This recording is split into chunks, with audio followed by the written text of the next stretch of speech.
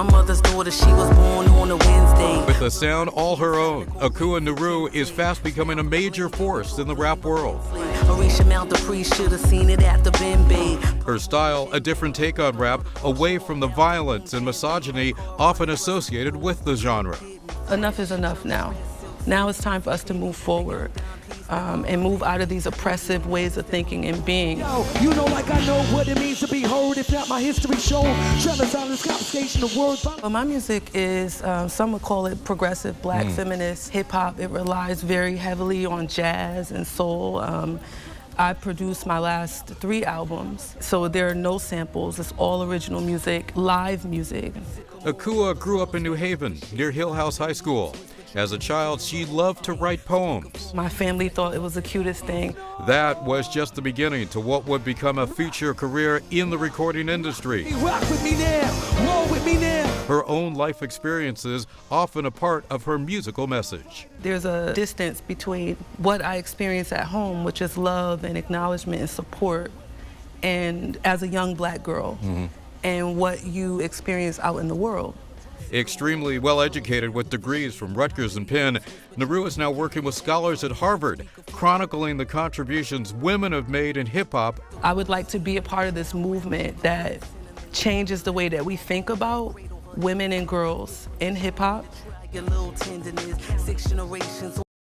These young girls in Bridgeport captivated by an inspiring guest. You can do anything you want. Even though they are too young to fully grasp the story of the woman sitting in front of them, her name is Beverly Bass. I always wanted to fly the biggest airplane.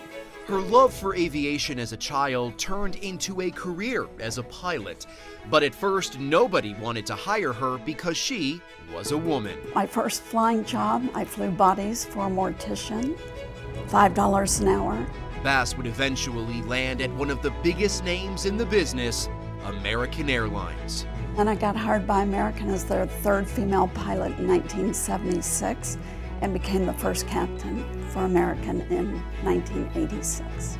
The first female captain in an industry dominated by men. She would go on to fly one of the biggest passenger jets, the Boeing 777.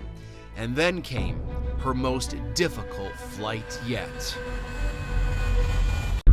Oh my God. Oh my God.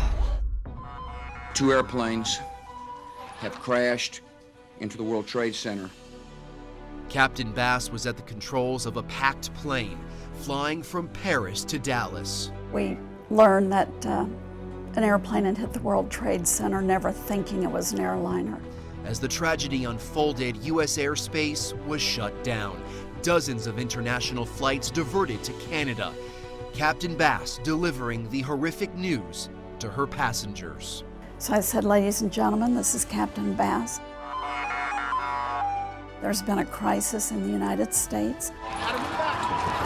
All of the U.S. airspace is closed. And we'll be landing our airplane in Gander, Newfoundland. Captain Bass's plane, one of 38 jumbo jets to land in Gander that day.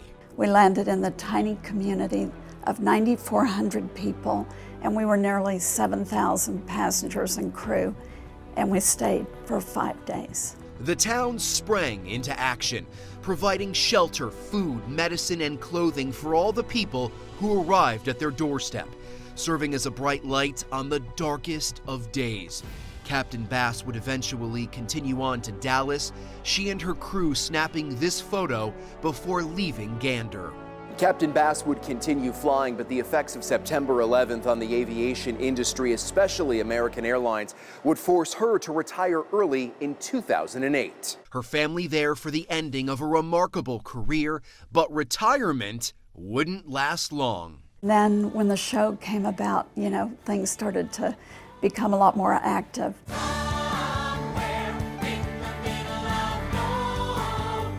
Yes, a show, the Broadway hit Come From Away. It tells the story about Gander on 9/11, Captain Bass's experience that day, and her career, now a centerpiece in the musical. 1986, the first female American captain in history. The first time I saw the play, I had no idea what it was about. Now my life has truly become an out-of-control whirlwind, but it's all very good stuff. Thank you. You're welcome. Captain Bass now details her years of flight on the pages of a new children's book called Me and the Sky. I don't think pilots really get scared because we're so well trained. Reading to the kids at the Achievement First Bridgeport Academy Elementary School.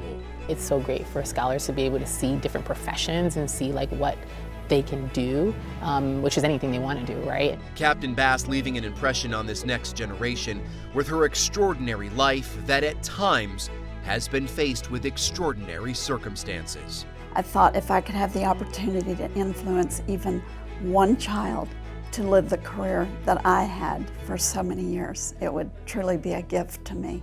Reporting from Bridgeport, Brian Spiros, News 8.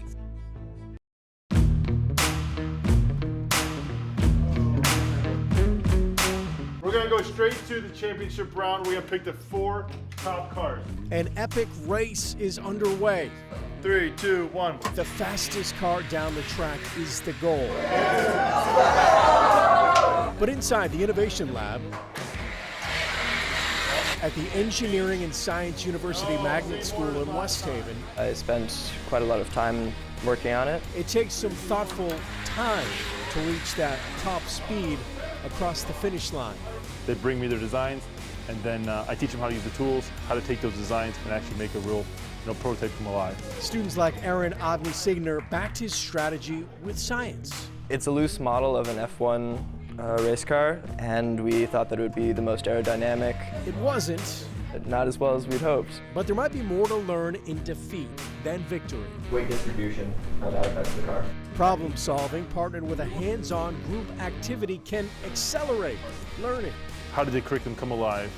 How was it incorporated to like a real-world challenge? Action-based education and training for the next generation of engineers, scientists, and leaders. These subjects are really interesting and they're fun, as you can see from today, so it makes it for a really unique experience as a student.